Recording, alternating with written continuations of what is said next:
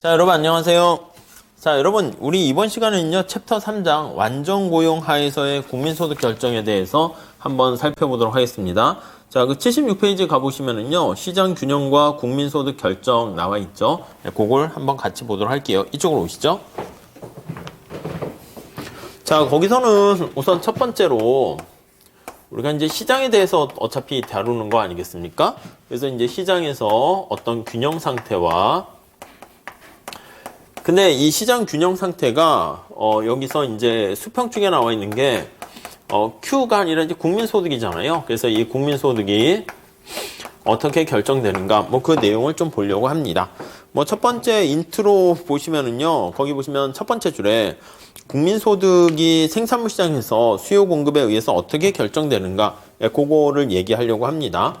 근데 이제 세 번째 줄 보시면 이제 몇 가지 가정을 할 겁니다. 제목에도 언급했듯이 완전 고용을 좀 가정을 할 거다라고 생각하시면 돼요. 그러니까 세 번째 줄 보시면 가격은 신축적이어서 또 균형이 언제나 성립하고 그래서 요 균형인 상황을 볼 거예요. 그래서 특히 가격이 보이지 않는 손의 역할을 해요. 신축적이어서 그리고 이제 균형이 달성되는데 균형이 달성. 이 균형 상태가 그 옆에 보시면 생산 요소의 완전 고용. 그러니까 여기 나와 있는 것처럼 완전 고용 상태가 달성되는 거예요. 그러니까 일하려고 하는 사람들은 다 일을 하게 된 상태를 완전 고용 상태다라고 보시면 되겠습니다. 이런 걸 상정할게요. 우리가 나중에 약간 고전학파의 장기적 그런 느낌이라고 보시면 되겠습니다. 자, 먼저 우리가 이 국민소득은 전체 생산물 시장에서 결정되는 거니까 생산물 시장의 균형 이렇게 할게요. 생산물 시장의 균형. 그럼 뭐 딴 시장도 있습니까? 예, 그 이면에 뭐 화폐 시장 이런 것도 나중에 보긴 할 겁니다. 자, 우선 첫 번째 줄, 두 번째 줄 보세요. 생산물 시장에서 어떤 공급이다라고 하면 생산된 GDP의 크기에 의해서 결정되네요. 그래서 공급에 의해서 생산 이거는 저쪽에서부터 노동과 자본을 통한 생산 함수에서 끄집어 오게 되는 거예요. 그래서 L과 K를 투입해서 이렇게 총생산을 만들어지게 됩니다. 오케이, 이렇게 됐죠. 자, 다음 줄에 한번 보시면 이 생산함수는 노동과 자본이 어떻게 잘 버무려져서 생산되는가 그걸 나타내는 것이고 이 생산된 거는 모두 다 공급이 된다 해서 요거는 나중에 생산된 거는 그래서 Y랑 똑같이 생산함수 생산된 건 Y랑 똑같다 이렇게 보시면 될 거예요. 자, 이쪽에 이제 수요 측면을 얘기합니다. 자, 수요는 여러 경제 주체들이 상품에 대한 수요의 합계. 그래서 여기 보시면 수요다라고 하면 대문자를 썼으니까 여러 경제 주체들 누구누구 있습니까? 뭐 가계, 기업, 정부, 뭐 해외 부분 이렇게 있을 거예요. 그래서 가계, 기업, 우선은 정부 이런 경제 주체들이 상품에 대해서 얼마나 구입하겠다를 나타내는 거니까 C, I, G 이렇게 되는 겁니다. 이게 이제 수요 이렇게 되는 거죠. 네, 그렇게 맨 마지막 제줄에 그렇게 표현되어 있는 거 볼 수가 있겠고요. 자, 그 다음에 이제 77페이지 가보시면 수요와 공급에서 얘기한 것처럼 이게 수요가 디맨드 이렇게 나와 있는 거잖아요. 거기 보시면 세 번째 줄에 보시면 이게 공급도 마찬가지고요. 수요도 마찬가지고 이미 공급한 거 그리고 수요한 거, 산 거 이게 아니라 공급하겠다, 물건을 사겠다라는 어떤 사전적인 의사를 나타내는 겁니다. 그래서 세 번째 줄 보시면 두 번째 줄에 잘 나와 있네. 사람들이 팔려고 하는 있죠. 사려고 하는. 그래서 느낌 자체가 팔려고 그리고 사려고 이미 산 게 아니고요. 사려고 계획을 한 거예요. 둘 다 계획. 그래서 약간 사전적인 느낌이다라고 보시면 되겠습니다. 그래서 그 다음 줄에 보시면은 수요는 경제 주체들이 실제 구입한 게 아니라 구입하겠다라는 어떤 윌링리스트, 의도를 나타낸다. 이렇게 보시면 되겠습니다. 그러니까 이제 의도가 좀 달라지면 이게 잠깐 두 개가 이퀄이 아닐 수는 있습니다. 물론 나중에 지나고 나서는 다시 이퀄로 수렴이 되긴 하겠지만요. 자, 그래서 거기 나중에 그 식 밑에 한번 볼게요. 생산물 시장의 균형 상태는 그런 의미에서 이제 균형이다. 이렇게 표현을 합니다. 네, 균형식 이렇게 되는 거죠. 균형식. 네, 이렇게 보시면 되겠습니다. 짜잔, 이렇게요. 네, 다음 페이지 넘어갈게요. 위에 그 그림 국민경제 순환 모형 우리가 제1장 처음 시작할 때 봤었던 것 같습니다. 그래서 전체적인 흐름, 생산물 시장, 요소 시장이고 정부가 들어와서 거기 뭐 이게 오른쪽에 번호까지 다 있잖아요. 그 조세를 부과하고 정부 지출, 뭐 이전 지출, 가계와의 관계, 그리고 빨간 색깔이 이제 실물의 흐름이고 파란 색깔이 이제 화폐의 흐름 뭐 이런 식으로 나와 있으니까 예, 한번 쭉 봐보시면 되겠습니다. 넘어갈게요. 자, 78페이지 가보시면은요. 자, 우선 가계는 소비의 주체이지만 생산물 시장의 수요의 주체이지만 생산 요소 시장에서는 노동을 공급하죠. 자본을 공급하는 주체고 기업은 또 반대입니다. 생산물 시장에서 공급의 주체이지만 요소 시장에서는 수요의 주체이고 정부는 물론 생산과 거기 정부는 네 번째 줄 보시면 소비와 투자 이런 걸 행하면서 가계와 기업으로 조세를 걷는 역할을 하게 됩니다. 자, 우선 이렇게 큰 그림을 그려 놓으시고 자, 첫 번째. 자, 거기 밑에 총생산 공급의 결정 한번 볼게요. 총생산과 공급의 결정. 자, 이게 생산함수를 생각하시면 됩니다. 생산함수요. 자, 여기서 첫 번째 줄에 보시면 공급은 총생산에 의해서 결정되고요. 거기 앞에 나와 있는 생산함수 있습니다. 자, 이게 노동을 얼마나 수요할 것인가. 이제 기업이잖아요, 주체가. 자본을 얼마나 수요할 것인가, 노동과 자본을 수요하는 주체다라는 게 거기 깔려 있는 것입니다. 아셨죠? 기업은 수요자로서의 역할을 하게 됩니다. 얼마나 수요를 해야 돼? 이게 이제 주인공이 기업이에요, 기업.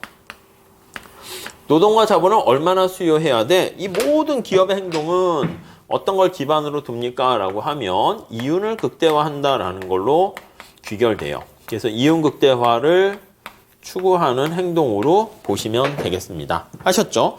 자, 그래서 그 마지막 단락 한번 볼게요. 네, 거기 첫 번째 줄 보시죠. 기업의 목적은 이윤을 극대화하는 건데 이런 목적을 달성하는 수준에서 생산을 합니다. 그래서 다음 줄에 따라서 노동과 자본을 수요하는데 그것도 이윤 극대화를 달성하는 만큼 노동과 자본을 수요해요. 얼마나 해야 됩니까? 그 미시에서 우리 합니다. 최적 노동 수요, 최적 자본 수요, 이건 어떻게 결정됩니까? 라고 하면 이윤 극대화를 위한 최적 노동과 자본에 대한 수준, 수요, 요거를 결정을 하면은요. 자, 79페이지 보세요. 노동의 한계 수입 생산 아니면 노동의 한계 비용 이거와 관련된 것이죠. 그래서 이제 명목 변수로 표현하면 P 곱하기 MPL 요거는 거기 보시면 W 이렇게 있고 P 곱하기 MPK 요거는 R 이렇게 돼 있습니다. 요거는 이제 우리가 이제 명목 변수로 표현한 거죠. 아시겠지만 얘를 뭐라 그럽니까? V, MPL 이렇게 얘기합니다. V가 P예요. value, MPL 이렇게 있고요. 얘는 뭐예요? V, MPK 이렇게 되죠. V, MPK 이렇게 됩니다. 자, 이거는 이제 명목으로 표현을 한 거고, 자, 밑에 한번 볼게요. 이게 한계 생산 가치라고 얘기하는 거죠. 노동의 한계 생산 가치, value예요. 자본의 한계 생산 가치, 요거랑 가치와 요거 노동과 자본에 대한 그 비용과 똑같아져야 되는 것이죠. 자, 이게 이제 노동 관점에서 추가적인 비용, 자본 관점에서 추가적인 비용을 나타내는 겁니다. 자, 밑에 보시면 이거를요, 우리가 실질 변수로 다 같이 바꿔서 얘기할 거예요. 실질 변수로 바꾼다라고 하면은 이게 MPL은 자, P분의 W에서 우리 소문자로 쓸까요? 이렇게 뭐, 자, 이것도 마찬가지입니다. 자본에 대한 한계 생산은 R, P로 이렇게 나눠주면 되고 R 이렇게 보시면 되겠습니다. 자, 여기서 밑에 실질적인 가치, 실질이라는 말이 붙어있죠. 노동의 실질 한계 수입, 노동의 실질 한계 비용 이렇게 보시면 될 것 같습니다. 네, 우리가 뒤에도 나중에 보시긴 하겠지만은 이 실질 변수를 좀 많이 할 거예요. 왜냐면 만약에 여기 나와 있는 것처럼 명목 임금이 올라갔다 하면 이게 P 때문에 한 건지 얘 때문에 변했는지 알 수가 없으니까 좀 우리가 언제나 의사결정할 때는 실질에 초점을 맞춰서 보려고 합니다. 다음 두 번째 볼게요. 자, 이게 생산함수에 필요한 최적 노동과 자본까지 봤고요. 노동과 자본의 수요 이렇게 나와 있네요. 노동과 자본의 수요. 지금 왼쪽에 얘기했던 걸 그냥 반복해서 다시 쓰면 되겠습니다. 거기 보시면은 두 번째 줄 이윤 극대화 조건은 요소에 대한 수요 곡선이라고 생각을 할 수가 있고, 자, 무슨 말씀이냐면 내가 노동을 얼마나 채용해야 돼? 라고 하면요. 오른쪽에 그림이 살짝 나와 있는데 여기가 이제 실질임금으로 표현을 하는 거야. 그래서 실질임금이 요걸로 주어졌다라고 하면 거기 있는 것처럼 P분의 이렇게 쓰니까 너무 이게 길어지긴 하네. 이렇게 쓰면 노동을 이만큼 채용해야지 이렇게요. 주어진 실질임금에 대해서 이윤극대화를 추구하는 기업 입장에선 이만큼까지가 최종 노동량이 되는 거야. 근데 노동에 대한 가격이 하락했습니다. 실질임금이 하락했어. 그러면 최종 노동량은 여기서부터 이렇게 결정된다. 라고 하면은요, 요 두 개를 쭉 연결한 게 거기 보시면 색깔을 비슷하게 맞춰 그릴까요? 이게 바로 노동에 대한 수요 곡선이다. 이렇게 생각을 하시면 되겠습니다.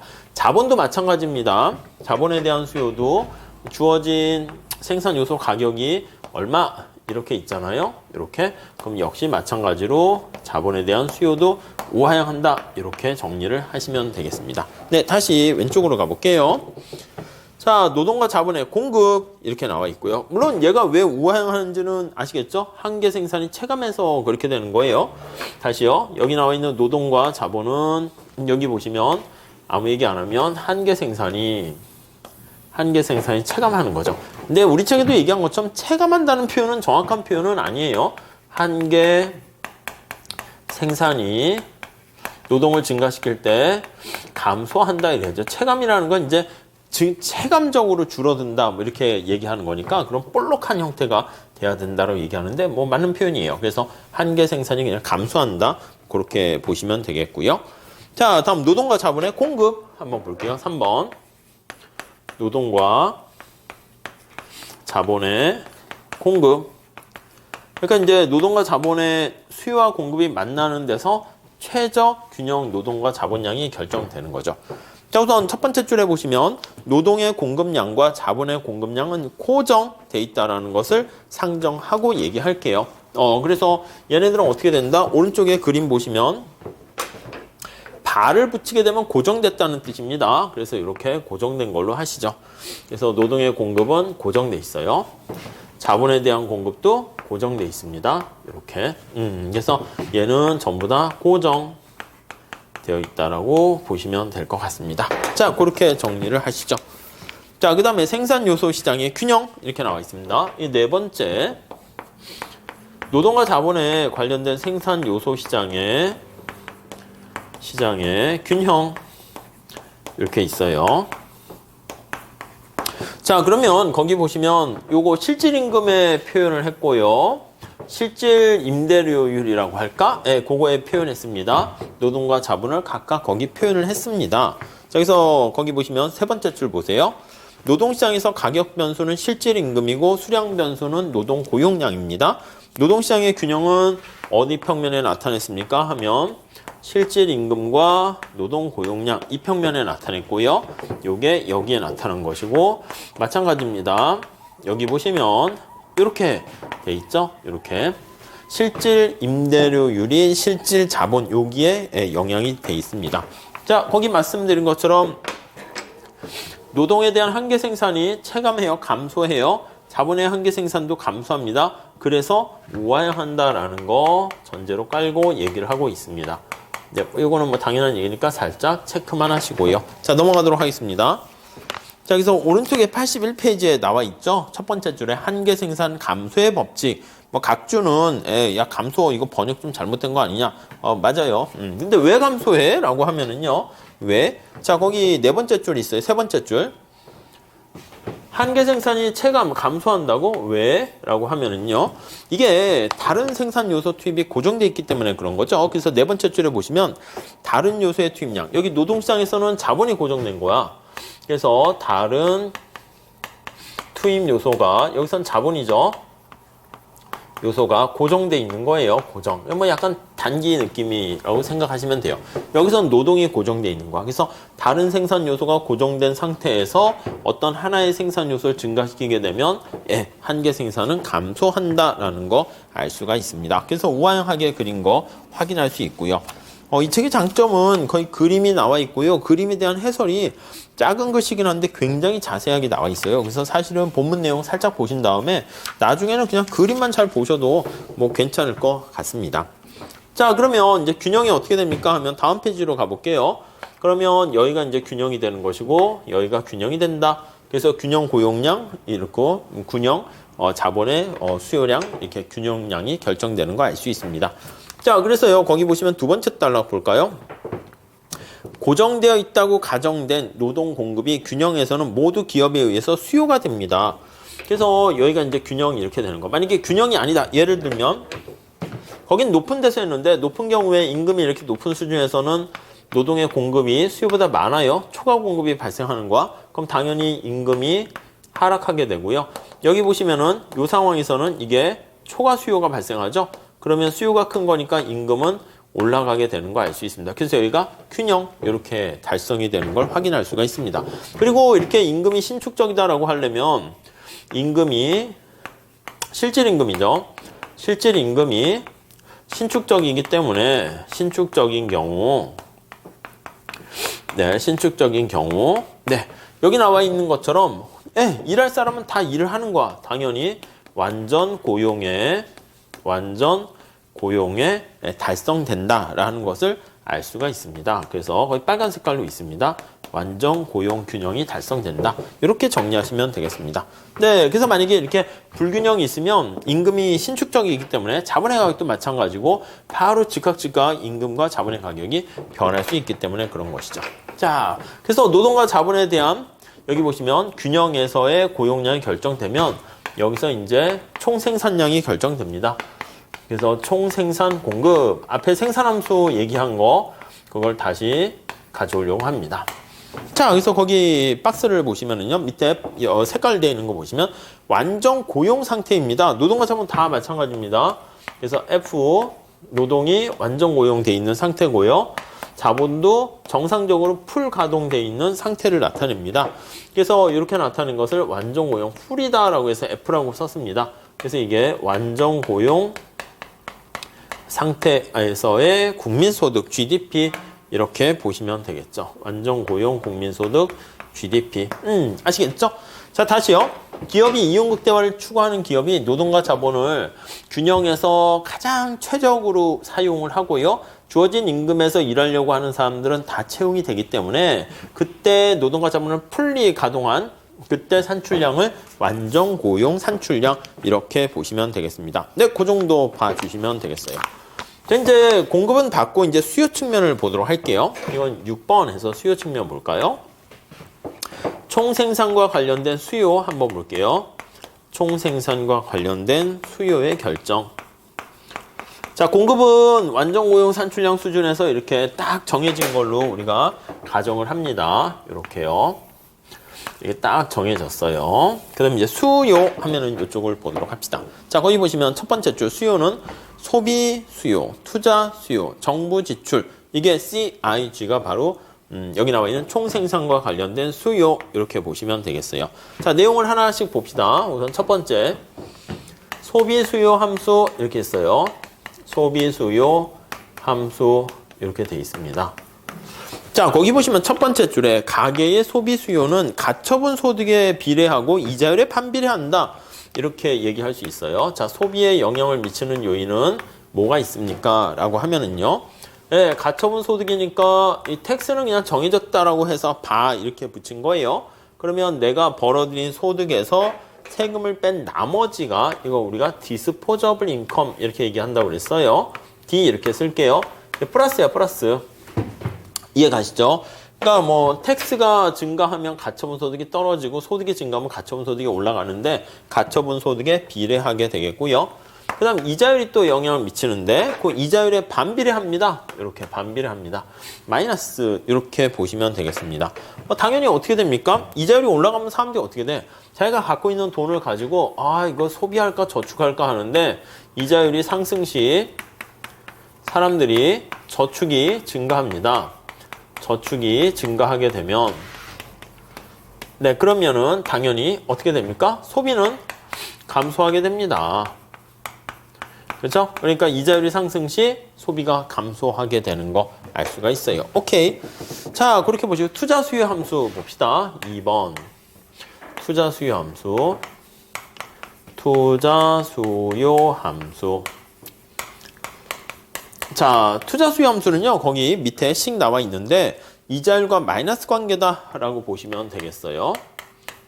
그렇죠. 이자율이 올라가게 되면 어떻게 됩니까? 두 번째 줄에 설명이 나와 있는데 투자를 행할 때 사용하는 자금의 기회비용이 이자율이거든요. 그래서 내가 이거 투자를 할 때 투자 시 사용하는 자금의 기회비용이라고요. 왜요? 아니 내가 이게 내 돈을 갖든 은행에서 대출을 하던 어쨌든 자금을 갖고 있는데 그걸 내가 여기다 투자하게 되면 은행에 돈을 넣으면 이자 수익을 얻을 수 있는데 그거를 포기해야 되는 거잖아요. 그러니까 그게 기회비용이 되는 거죠. 그래서 이자율이 올라갈수록 투자의 자금의 비용이 증가하게 되니까 투자를 줄이게 된다. 네, 이자율의 마이너스 이렇게 보시면 되겠습니다. 물론 여기 나와 있는 건 소문자로 썼으니까 이거 이자율이라는 게 당연히 실질 이자율입니다. 그래서 실질 이자율. 우리 책에서는 대문자로 쓰게 되면 그게 명목 이자율이고요. 이렇게 소문자로 쓰게 되면 그게 실질 이자율이다. 이렇게 보시면 되겠습니다. 자, 다음 넘어갈게요. 자, 다음 정부 지출 이렇게 있습니다. 정부 지출 CIG 이렇게 있어요. 정부 지출 수요 뭐 이렇게 해도 되고요. 정부 지출. 자, 거기 보시면 외생적으로 주어져 있네. 그래서 두 번째 줄에 보시면 정부 지출은 주어져 있다 이렇게요. 이게 한번 고정됐다라고 보시면 되겠습니다. 자, 그래서 이걸 합쳐가지고 우리가 어떻게 됩니까 하면 거기 보시면 Y의 총생산에 대한 수요는 C, I, G 이렇게 쓰시면 되겠고, 자, 거기 안에 영향 미치는 변수까지 고려할게요. C는 가처분 소득의 증가함수이고 이자율의 반비례고요. 투자는 이자율의 반비례고요. 정부 지출은 외생적으로 주어져 있다. 이렇게 얘기할 겁니다. 자, 그러면 우리가 여기에 다 같이 이제 고려할 수 있는 것들은 소득을 놔도 되긴 하겠지만 이자율을 그걸 기준으로 해가지고 Y가 어떻게 되니 그거를 표현하려고 합니다. 그래서 여기 나와 있는 소득 이거 있죠. 물론 균형에서 얼마 이렇게 될 거니까 이때는 그냥 Y랑 같은 말로 보시면 되겠고, 양쪽에 다 매개 역할을 할 수 있는 게 얘네들은 고정돼 있잖아요. 여기 보시면 G와 T는 고정돼 있으니까 이쪽에요. 이게 바가 고정된 거잖아. 그래서 얘네들은 외생변수라고요. 외생변수이고, 자, 고정되지 않은 게 뭐가 있어요? Y랑 R 이렇게 있잖아. 그래서 그 두 개의 측면에다가 밑에다가 이제 그림을 그리게 돼요. 여기다 그릴게요. 이렇게. 수평축은 여기 Y. 그리고 여기 보시면 이자율 이렇게 돼 있는 거 알 수가 있습니다. 그래서 얘가 이렇게 되니까 YD는 C, I, G 이렇게 쓸 수가 있습니다. 여기 보시면 투자도 이자율의 마이너스 함수고 소비도 이자율의 마이너스 함수이기 때문에 이자율이 떨어지게 되면 여기 나와 있는 CIG가 증가하는 거 알 수가 있습니다. 자, 뭐 그 정도 정리하시면 되겠어요. 자, 이제 준비가 됐네. 여기 보시면 다음 페이지 가보시면 85페이지. 총생산물 시장의 균형인데 총생산 공급, 총생산의 수요, 이게 이제 같이 합쳐져 가지고 만나게 되는 겁니다. 이거 지울게요. 쭉 지우고. 자, 그래서 이제 거기 보시면은 생산물 시장의 균형 해가지고 한번 볼게요. 생산물 시장의 균형. 그래서 이제 두 개가 이제 만나게 되는 것입니다. 자, 우선 거기 보시면 식 한번 보세요. 총생산 공급. 이게 총생산 공급이죠. 생산 공급. 그리고 총생산 수요 이거죠. 균형은 어떻게 된다? 균형은 이제 두 개 만나는 거 아니겠습니까? 그래서 이제 균형은 네, 거기 보시면 총생산의 공급과 총생산의 수요가 만나는 것을 의미합니다. 자, 그래서 총생산 공급은 얘 어떻게 써요? 결론으로 쓰면 네, 완전 풀리 되는 상태에서 국민소득, 완전 고용 국민소득이고, 얘는 수요잖아요. 네, 쪼개 쓸게요. 그러면 C, 그리고 네, 이것도 써야 되겠네. 완전 고용 상태에서 달성된 거 빼기 가처분 소득. 얘는 외생 변수고 이자율 더하기 그 다음에 I 이자율 그 다음에 G도 외생 변수로 고정되어 있는 거죠. 자, 그래서 밑에 그림을 한번 볼게요. 자, 거기 고정되어 있지 않는 변수는 유일하게 뭐예요? 여기서 요거 하나밖에 없네. 요거 하나밖에. 이자율만 변하지 않고요. 나머지는 사실은 다 고정된 거예요. 외생변수. 얘도 고정됐지, 얘도 고정됐지, 얘도 고정됐지. 그렇죠? 그래서 밑에 그림을 한번 볼게요. 이거 그대로 가져오시면 되긴 하는데 새롭게 그리려고 여기다 합시다. 자, 그러면 우선 첫 번째 이자율이 이제 고정돼 있지 않은 상태라서 유일하게 이렇게 돼 있는 거고요. 수평축이 이제 총생산 Y가 되는데 총 공급은 완전 고용 국민소득 수준에서 고정돼 있네. 수직 이렇게 돼 있고요. YS 얘가 이제 고정돼 있네요. 이렇게. 네, 그렇게 나와 있고 이 고정됐다 해서 바 붙였고요. 자, 수요는 이쪽이잖아. 수요는 이거요. 얘는 어떻게 됩니까? 라고 하면 우하향한다고. 예, 그래서 거기 나와 있는 것처럼 이렇게요. 우하향하는 총수요 있습니다. C, I, G 이렇게 돼 있죠. 자, 그러면 여기 나와 있는 것처럼 이자율이 점점점점점 하면은 여기 이제 균형 상태야. R 스타 이렇게 돼 있고 얘가 이제 고정된 균형 국민소득, 균형 이자율 이렇게 됩니다. 끝 이렇게 돼 있습니다. 자, 그래서 이게 이자율이 즉각적인 조정을 통해서 역시 마찬가지로 여기가 균형이 되는 거 확인할 수가 있겠습니다. 자, 그래서 다음 페이지 가보시면 86페이지. 자, 이자율이 만약에 요거보다 높은 상황이라 할게요. R0인 상황이라 합시다. R0인 상황에서는 어떻게 됩니까? 생산 공급은 여기인데 수요가 이렇게 돼 있는 거 이해하실 겁니다. 자, 그러면 R0 상태에서는 자, 여기다 할게요.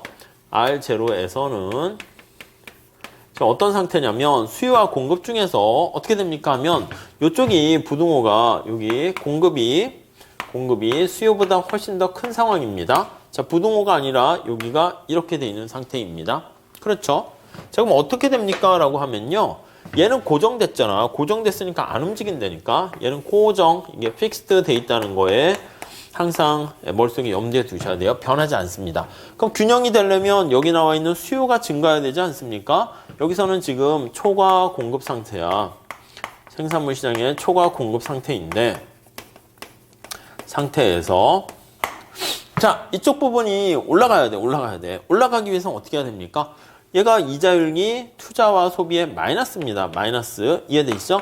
이쪽으로 올라가게 하려면 이자율이 떨어져야 돼. 이자율이 떨어져야 돼. 그래야지 이거 전체가 올라가는 것을 알 수가 있죠. 그래서 그걸 이제 균형식에다 표현하면 이자율이 떨어지면서 초과 공급 상태가 점차 해소가 돼요. 얘는 초과 공급 상태입니다. 그래서 점차 초과 공급 상태가 점차 해소가 되다가 여기가 되면은 멈춘다라는 것을 알 수가 있습니다. 그렇죠? 그게 그림에 거기 잘 나와 있고요. 밑에 설명이 바로 그 얘기입니다. 그래서 밑에 아니 초과 공급이다라고 하면 이게 뭐야? 수요가 더 적은 거야. 수요가 적다는 것은 사람들이 저축을 더 많이 한 거예요. 소비를 잘 안 한 겁니다. 투자도 마찬가지고. 자, 그래서 거기 보시면은 중간에 한번 볼게요. 물음표 있는데 생산물 시장이 초과 공급 상태이다. 찾았습니까? 두 번째 단락 다섯 번째 줄 보세요. 공급된 상품이 가게, 기업, 정부에 의해서 모두 팔리지 않고 남은 게 있다는 거야. 안 팔리고 지금 초과 공급 상태니까 남긴 재고 같은 게 있는 거예요. 남김이 있어요. 자, 그렇게 되면 다음 줄 보세요. 자, 초과 공급된 상품은 어떻게 될까? 그럼 초과 공급된 상품은 다음 줄에 보시면 현재 팔리지 않게 되고요. 이게 미래 소비를 위해서 저축되는 거예요. 그럼 저축이 더 많아지게 되면은 이자율은 떨어진다라고 생각하시면 되겠습니다. 자, 그래서 이자율이 R0라면 자, 밑에서 다섯 번째, 여섯 번째 줄 보세요. R0라면은 이자율이 너무 높아요. 그래서 현재 소비를 희생하고 저축을 늘리게 되면서 미래 소비를 증가시킬 요인이 매우 크다는 것을 나타내요. 자, 그러니까 저축이 너무 많이 지금 된 거야. 너무 과다하게 된 거야. 그러니까 미래 소비의 가격이 상대적으로 싸기 때문에 상대적으로 비싼 현재 소비를 줄이고 미래 소비를 더 늘리려고 하니까 균형에 도달되지 못하고 있는 상태입니다. 그럼 균형이 되기 위해서 어떻게 해야 됩니까? 하면은 결국은 저축이 줄어들어야 됩니다. 그래서 밑에서 두 번째 줄이 저축이 줄고 그로 인해서 생산물 시장에 대한 수요가 증가해야 되네요. 그 메커니즘을 설명하고 있는데 한 번쯤은 그냥 꼼꼼히 읽어볼 필요가 있습니다. 반면에 87페이지 가보시면 두 번째 줄 볼게요. 생산물 시장에서 이렇게 초과 공급 상태가 되었다라고 하면 계속 같은 얘기를 하고 있는데 거기 보시면 세 번째 줄 보세요. 저축된 양이 그쵸? 이게 자금에 대한 어떻게 보면 저축이라고 된 거라고 보시면 돼요. 저축된 양이 찾았죠? 투자 수요에 비해서 많기 때문에 발생한 것이다 라고 볼 수가 있고요. 그래서 여기 투자를 놔두고요. 나머지를 전리 넘기면 우리 지난 시간에 국민소득의 항등식 그거에 비춰서 볼게요. 나머지 전리 다 넘기면 Y, F, C 여기 G까지 넘길게요. G까지 넘겼어요. 그럼 얘도 고정되어 있는 상태에서 그러면 투자만 놔둔 거야. 이쪽에 이제 저축과 같은 얘기잖아. 그러니까 저축이 투자보다 훨씬 큰 상황이기 때문에 이자율은 떨어질 수밖에 없습니다. 그 얘기가 거기 쭉쭉쭉 나와 있습니다. 자, 그리고 두 번째 단락은 그냥 한번 참고로 보세요. 거기 보니까 분석하는 기간이 좀 짧은 경우에는 좀 뭐 그럴 수 있지만 노동 같은 거 이렇게 늘리고 줄이고 뭐 그런 얘기가 있는데 더 이상 이제 늘렸다 줄였다 할 수 없는 이렇게 균형 상태에서 완전히 풀리 고용된 상태에서의 국민소득. 맨 마지막 줄 볼까요? 그걸 뭐라고 하냐면 자, 밑에서 세 번째 줄 보세요. 최근에는 완전 고용이라는 말보다는 이거요. 이거 우리가 이제 뭐라고 얘기하냐면 이쪽에 할게요. 완전 고용 국민소득 이렇게도 얘기하는데 최근에는 이것도 써도 상관없습니다. 근데 거기 보시면은 그보단 자연 실업률 수준에 가까운 고용량이다 해서 자연 실업률 하의 고용량 이런 의미로 사용을 해가지고요. 네, 거기 다음 줄에 보시면 자연 실업률, 완전 고용보다는 자연 실업률이라는 표현을 좀 더 많이 쓰게 되고 그래서 완전 고용 상태 하에서의 GDP 이거보다는 자연률 하에서 이것도 너무 길잖아. 그래서 실업자를 뺄 거예요. 자연률 하에서의 뭐 GDP 이런 표현을 많이 쓴다. 자연스럽다는 거죠. 그러니까 완전 고용된 게 사실은 가장 이상적으로 자연스러운 것이죠. 네, 그렇게 정리를 하시면 되겠습니다. 자, 이게 이제 총생산, 총공급으로 나타냈고 이거 똑같은 메커니즘이 밑에 대부자금 시장으로 볼 수 있거든요. 그걸 저쪽 가서 볼게요. 자, 우리가 대부자금 시장에서의 균형 이걸 한번 보도록 하겠습니다. 네, 뭐 약간 같은 맥락입니다. 그래서 대부자금 시장에서 균형 이렇게 볼게요. 자금 시장의 균형. 네, 한번 보시죠. 대부자금은 이제 자금을 빌려주고 빌리는 고시장이라고 보시면 되겠습니다. 다음 페이지 가볼게요. 자, 88페이지 다시 한번 보시면 두 번째 단락 볼까요? 대부자금 시장 할 때 거기 보시면 대부자금 시장이라는 것은 말 그대로 대부자금이 거래되는 시장이다라고 보시면 되겠습니다. 자, 론오블 펀드 할 때 자금이 거래되는 시장입니다. 자, 저축된 자금은 대부자금 시장에서의 공급이에요. 그래서 저축된 자금은 이게 이제 자금 시장에서의 공급 이렇게 되는 것이고요. 자, 그 다음에 그래서 저축이 바로 자금의 공급이 되고요. 자금을 빌려 쓰는 행위가 자금에 대한 수요가 됩니다. 자금에 대한 수요 이렇게 되는 것을 알 수가 있어요. 자, 거기 보시면 자금에 대한 수요가 자금을 빌리는 행위예요. 자금을 빌리는 행위. 그러니까 빌린 자금이라고 보시면 돼요. 빌린 자금 저거대로 쓰면 빌린 자금. 그게 이제 투자가 된다라고 보시면 되겠습니다. 투자하려고 그렇게 빌리는 것이죠. 자, 우리 생산물 시장에 요게 이제 균형이라는 얘기는 바로 뭐냐면 균형이라는 것은 요게 이제 같아진다라고 하면은 이게 바로 균형이다. 이렇게 보시면 되겠죠. 자, 요 얘기는 앞에 거랑 똑같다라는 것을 설명하기 위해서 밑에 식을 변형하고 있는데 뭐 우리 아까 잠깐 말씀드렸는데 살짝 다시 봅시다. y는 c 뒤에 붙는 어떤 변수는 뺄게요. i, g 이렇게 있어요. 자, 다시 i를 빼고 나머지 전리 넘깁니다. 그러면 y-c -g는 i 이런 거 우리 봤었습니다. 그쵸? 자, 그런데 여기 나와 있는 y-c -g 이게 s라는 거 보이세요? 아니면 여기 살짝 볼게요. t를 이렇게 빼주고 t를 넣어줬습니다. 네, 요게 i 이렇게 되고요.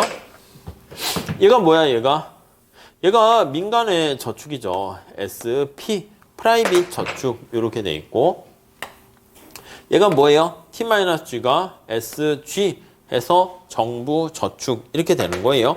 자, 요거 두 개 합쳐진 거 어떻게 돼? 요거 두 개 합쳐진 게 바로 S 이렇게 돼 있는 거 알 수가 있습니다. 그렇죠? 그래서 S는 뭐에 영향받습니까? 이게 다 영향받지. 소비 여기 들어가 있었잖아요. 소비는 가처분 소득에 대한 함수가 되고요. 그 다음에 G, 그 다음에 거기 보시면 R 이렇게 돼 있는 거 알 수가 있습니다. 아니 G는 왜 들어갑니까? 아니 이게 S라는 거 안에 여기 G가 있고 T도 들어가 있는 거잖아요. 근데 소비에 영향 미치는 건 C라고 써도 되는데 C보다는 가처분 소득에 영향 받으니까 들어갔고 또 소비가 또 이자율에 영향 받으니까 R도 여기 들어갔고요. 그리고 여기 I는 그냥 오면 되겠죠. 얘는 투자인데 얘는 이자율에 영향받는 거죠. 그래서 이꼴 이렇게 보시면 되겠습니다.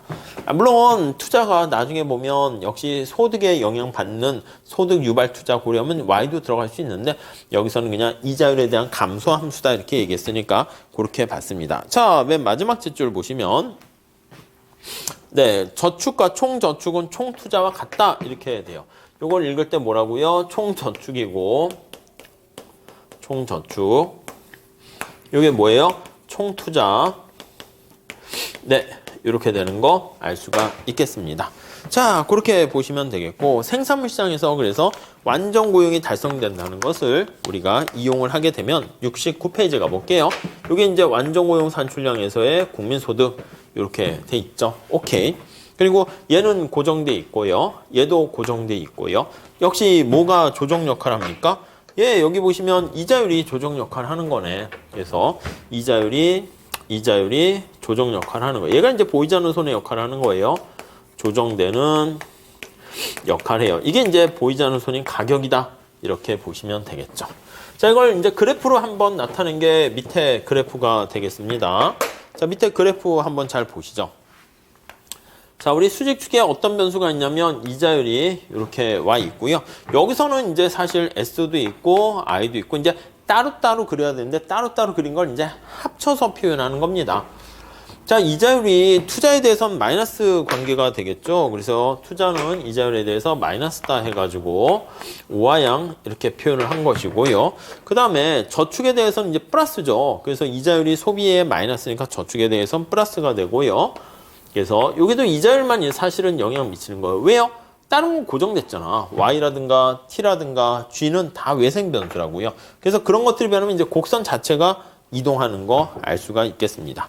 자, 여기서 다시 정리하면 여기 나와 있는 이런 거 있잖아요. 얘네들은 이게 고정된 거예요. 그래서 여기 보시면 얘네들은 고정된 거예요. 그래서 Y 완전 고용 수준에서 고정됐고 T도 고정돼 있고 그 다음에 G도 고정된 거예요. 이렇게 고정된 외생 변수다라고 보시면 될 것 같습니다. 그럼 내생 변수는 뭐만 있습니까? 얘만 내생 변수다라고 해서 이자율이 끌고 오게 된 거죠. 근데 그 내용 잘 체크해서 보시면 되겠습니다. 자, 밑에 그림 잘 나와 있고 그림에 대한 설명이 잘 나와 있으니까 같이 보시면 되겠습니다. 자, 결국 그래서요. 다음 페이지 첫 번째 줄 한번 볼게요.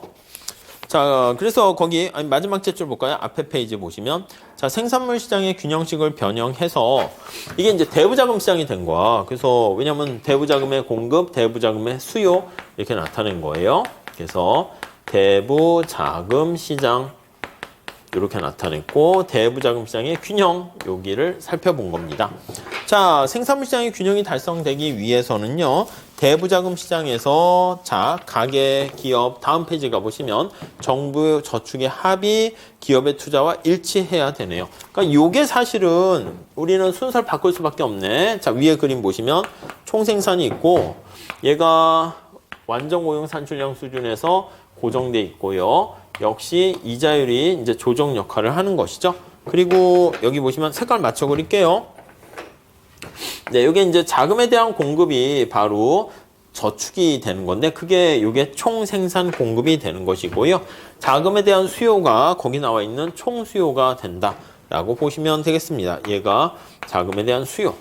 그러니까 얘가 CIG인데 그거를 다 전리 넘겨버리는 겁니다. 그래서 이걸 다시 보시면 C, I, G로 이렇게 구성되어 있는 거잖아요. 자, 이렇게 구성되어 있는데 여기 보시면 이 I가 이제 마이너스가 되는 거고 얘도 마이너스예요. 근데 그 마이너스 되는 힘을 이쪽으로 넘겨버린 거야. 그러니까 얘는 I만 남으니까 기울기는 조금 좀 가파라진다고 할 수 있겠고 그리고 얘는 이 C가 1이 넘어가니까 S가 되는 거죠. 그러니까 마이너스 C가 돼요. 얘가 이제 I에 대해서 이제 플러스 저축가 되니까 이런 형태가 되는 거 확인할 수가 있겠습니다. 자, 무슨 말씀인지 아시겠죠? 여기 C를요, 1로 넘기는 거야. 그래서 C가 소비가 이쪽으로 이동을 하게 되니까 여기선 C가 빠져요. 물론 G도 일리 보내도 돼. 근데 얘는 뭐 이자율과는 영향 별로 없으니까 이동에 영향 미치는 거죠. 그러니까 I만 남기고 여기 C가 일리 넘어가면서 여기 Y에서 C를 뺀 게 그게 저축되는 거 알 수가 있겠습니다. 자, 여기서 두 번째 줄 보세요. 생산물 시장에서 벌어지는 일을 대부자금 시장 관점에서 보게 되면 가계, 기업, 정부 모두 저축을 하고요. 기업은 이러한 저축을 토대로 여기 나머지 경제 주체들은 다 여기 들어가 있는 거예요. 그래서 기업은 이걸 토대로 해서 투자하는 주체로 거기 남아 있는 거 알 수가 있겠습니다. 자, 결국 여기 나와 있는 대부자금 시장에서 점점점 해서 균형 이자율이 결정되면 이 균형 이자율은 여기서의 이자율과 같은 맥락이다. 이렇게 보시면 되겠죠. 여기도 균형을 시켜주는 균형 이자율. 그러니까 이자율이 양쪽에 다 조정 역할을 한다라고 보시면 될 것 같습니다. 네, 그림 잘 나와 있고요. 뭐 그냥 그림만 이해가 되시면 제가 봤을 때 뭐 충분합니다. 그래서 거기 밑에 R0로 돼 있죠. R0가 되면 점점점 여기 나와 있는 것처럼 이렇게 대부자금 시장에서 공급보다 수요가 커요. 이게 초과 수요가 발생한 것이고 대부자금 시장에서의 초과 수요. 저축보다 지금 투자가 많은 거죠. 마찬가지입니다. 여기서도 보면 생산물 시장에서 요거 어떻게 됩니까? 요거 예, 초과 수요가 발생한 거야. 생산물 시장에서도 공급보다 수요가 더 큰 상황이다라는 거 똑같이 생각하시면 돼요. 그러니까 이쪽에 나와 있는 게 정확하게 이거랑 같은 맥락이다라고 표현을 하시면 될 것 같습니다. 자, 그렇게 되면 어떻게 됩니까? R0에서는 맞아요. 여기 나와 있는 것처럼 이자율이 점차 올라가면서 균형으로 달성되는 거 알 수 있듯이 여기서도 이자율이 올라가면서 균형으로 달성되는 것을 알 수가 있습니다. 네, 그렇게 정리하시면 되겠어요. 자, 그래서 이걸 만약에 식으로 표현하면 91페이지 한번 보시죠. 쌀 가지고 얘기하고 있습니다. 쌀 가지고요. 그래서 쌀을 생산했어. 생산한 걸 가지고 소비와 저축, 거기 식이 나와 있죠. 그래서 Y, 쌀을 생산했습니다. 물론 이걸 이제 다 나중에는 합쳐서 애그리게이트 해야 되긴 하겠지만 어떻게 처분됩니까 하면 일부는 소비하고요. 일부는 저축으로 이렇게 남기게 됩니다. 소비하고 남은 게 약간 저축이다. 이렇게 보시면 되겠고요. 네, 이해되시죠? 자, 그리고 이제 이게 저축이라는 게 뭡니까? 완전 고용된 상태에서 저축은 내가 지금 소비를 안 한 거잖아요. 그래서 그 식 바로 밑에 저축의 양 이걸 뭐라고 얘기합니까? 라고 하면 이거는 미래를 위한 투자다. 그렇게 보시면 돼. 그래서 결국 다시 C가 1, 2 넘어가면 Y-C 소득에서 소비를 뺀 나머지 그게 저축인데 이거는 미래에 대한 투자로 당연히 연결이 됩니다. 이렇게요. 아시겠죠? 물론 이게 전체가 이퀄이라고 그러면 오해할 수 있겠네. 그래서 S는 Y-C가 되고 그 S가 거기 보시면 투자로 연결이 됩니다. 자, 다시요. 그래서 S는 미래에 대한 투자 이렇게 식을 쓸 수가 있네요. 그래서 밑에 식이 바로 그렇게 된 거고요. 아니면 여기서 이제 똑같은 얘기야. 요 S는 저거 다시 전리 넘긴 거잖아. 그래서 밑에 생산물 시장에 공급된 것은 요거 전리 넘어가게 된 거니까 생산물 시장의 공급, 거기 Y는 C 더하기 I 이렇게 볼 수가 있겠습니다. 오케이. 자, 그래서 이게 이제 생산물 시장의 공급이고 생산물 시장에서 공급이 되면 이게 C와 I가 생산물에 대한 소비를 하거나 아니면 투자를 하는 겁니다. 투자가 이제 저축이 되는 거죠. 이건 생산물 시장에서 수요 이렇게 보시면 되겠습니다. 말은 이렇게 썼는데 그냥 같은 말이에요. 같은 말 아시겠죠? 저축이 투자가 되니까 이런 식으로 식을 쓰고 다시 재해석을 하게 되었다. 이렇게 보시면 될 것 같습니다. 이걸 다 서메이션해서 합쳐서 총체적으로 나타낸 것이죠. 자, 뭐 그 정도 정리하시면 되겠고요. 자, 이렇게 보시고 이제 균형미 소득이 어떻게 변화하는가는 요거 잘 정리하신 다음에 우리가 요걸 응용하는 건데 간단하니까 우리 살펴보도록 할게요. 이쪽에서 볼게요. 자, 지금 여기 나와 있는 그 총수요, 총공급하고요, 저축과 투자라는 식 그거를 그냥 한번 응용하는 겁니다. 예, 간단하게 한번 보시죠. 자, 균형 국민 소득에 국민 소득이 네, 어떻게 변화하는가 요거를 한번 살펴보도록 하겠습니다. 자, 우선 첫 번째 거기 두 번째 단락에 나와 있는데 균형이 변동하게 되는 요인이 뭐가 있니? 라고 얘기하는데요. 첫 번째 줄 보세요. 내생 변수들이 모형을 통해서 안에서 결정되는 것이고 임의적으로 변하는 건 아닙니다. 그리고 임의적으로 변하는 것은 밖에 외생 변수라는 게 오게 되는 거야. 자, 그래서 우리가 지금 관련된 거 여기 y고 r 있죠? 얘네들이 내생 변수예요. 내생 변수. 이게 이제 모형 내에서 결정되는 거죠. 이 내생 변수들이 이제 균형으로 조정되는 과정인데 밖에서 주어져 있는 앞에서 발을 고정시킨 거 있잖아요. 그런 것들이 이제 외생 변수라고요. 외생 변수가 이제 충격으로 오는 거야. 외생 변수의 충격이 쇼크가 온 겁니다. 쇼크가 이렇게 왔을 때 그랬을 때 내생 변수에 어떤 영향을 미치니 그거를 우리가 살펴보려고 합니다. 자, 그러면 우선 첫 번째 영향 미칠 수 있는 게 뭐가 있나 책에 있는 거대로 한번 볼게요. 첫 번째 있는 거는 1번 투자 수요의 감소. 투자 수요가 이제 감소하는 거야. 투자 수요의 감소가 미치는 효과 이거예요. 근데 여기서는 이자율이 변해서 영향을 미치는 그런 게 아니라 어떤 외생적인 투자 수요가 감소하는 거라고 보셔야 됩니다. 자, 그래서 우리가 오른쪽에 그래프랑 식 그게 나와 있습니다. 자, 그래서 어떤 투자 수요 감소가 있나 그걸 보시면 자, 위에 대부자금 시장으로 표현된 게 있고 총수요 총공급으로 표현된 게 있습니다. 자, 먼저 대부자금 시장으로 표현하면 여기 S와 I가 있고 이자율이 있고요. 여기는 이제 총수요로 나타낸 국민소득 요게 나와 있습니다. 자, 우선 살짝 S는 우상향하고 투자는 우하향하고요.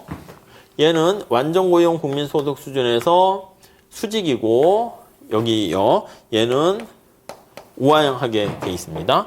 자, 우선 첫 번째 투자가 감소하는 거. 근데 이자율이 변하면 곡선 상에 이동하는 거니까 투자 수요 자체가 변하게 되면은요. 자, 위에 그림을 한번 볼게요. 93페이지. 자, 이자율은 가만히 있는데 원래는 갑자기 외생적인 요인에 의해서 투자가 감소한 겁니다. 이렇게. 네, 이해되시죠? 자, 그러면 균형점이 여기 A점에서 이렇게 B점으로, 그러니까 A에서 가만히 이렇게 이자율이 원래 이자율 상태로 가만히 있게 되면 이 균형이 아니라니까 이거 다시 보시면 이게 수요 공급에서 많이 하셨어요. 얘가 이쪽으로 간 거야.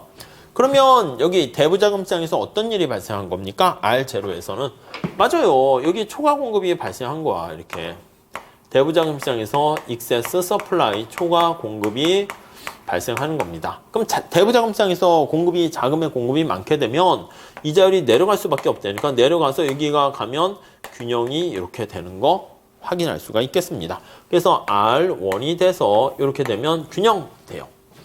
자, 그러면 이게 균형될 때 이제 두 가지가 조정됩니다. 첫 번째 뭐가 됩니까 하면 이자율이 떨어지니까 대부자금에 대한 저축 양이 이제 감소하는 거고요. 이자율이 떨어지게 되니까 투자량은 증가합니다. 그렇죠? 그래서 이제 요거 두 개가 같아지는 요 상태가 되면 균형 이렇게 됩니다. 그래서 여기는 저축과 새로운 상황에서 투자가 이렇게 만나게 된 균형 상태고요. 여기서도 마찬가지입니다.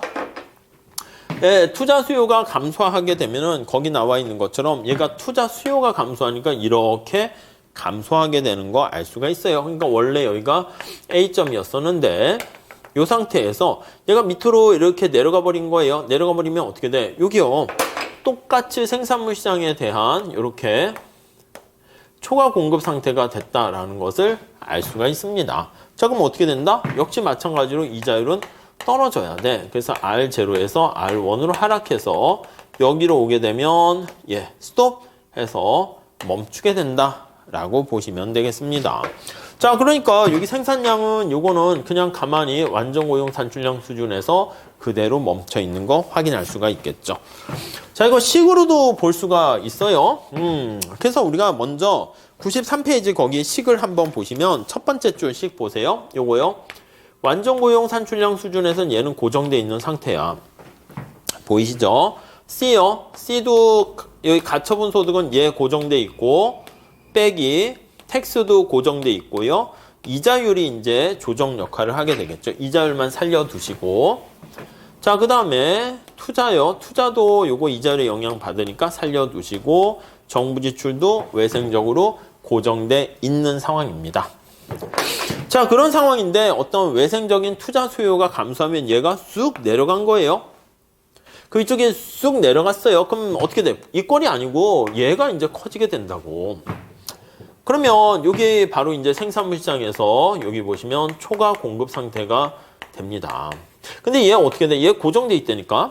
안 움직인다니까? 그럼 균형으로 맞춰주기 위해서는 이쪽에 누군가가 이게 확 내려갔는데 이쪽에 올라가는 역할이 필요하게 돼요. 그럼 어떻게 해야 올라가요? 여기 C가 올라가거나 이 I도 이제 좀 어떻게 올라가야 돼요. 이 외생적인 요인에 의해서 투자 감소한 거니까 그럼 이자율이 내려갈 수밖에 없어. 이자율이 내려가면서 어떻게 해요? C가 올라가고 I도 올라가고 언제까지? 같아질 때까지. 같아지게 되면 이제 더 이상 변화가 안 되는 거야. 같아지게 되면 이자율이 쭉쭉쭉 내려가다가 균형함이 이제 멈추게 됩니다. 그런 조정 과정을 통하게 돼요. 그래서 Y는 변화가 없죠. 이 상황에서 보면 Y는 완전 고용 수준 상태에서 그대로 가만히 있는데 이자율이 떨어진다라는 것을 우리가 확인할 수 있습니다. 네, 그걸 보시고요.